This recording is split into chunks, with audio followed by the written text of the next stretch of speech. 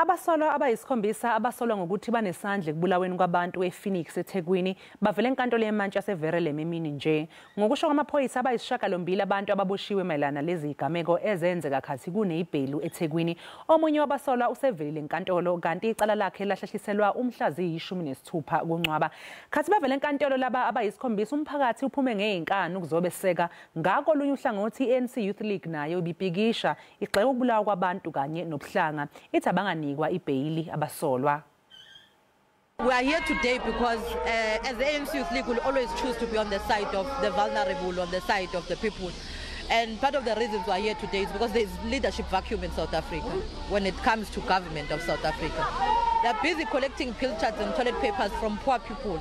They are not doing what they are supposed to do. Look here what is happening today. You can see for yourself. There are two groupings.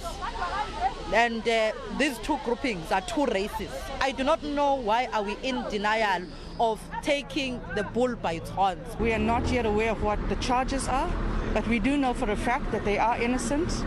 And the men and the boys of Phoenix had to stand up and protect our community. And I think that there is an injustice in them being arrested and being kept for all these days without being released. And so we're just here to support him.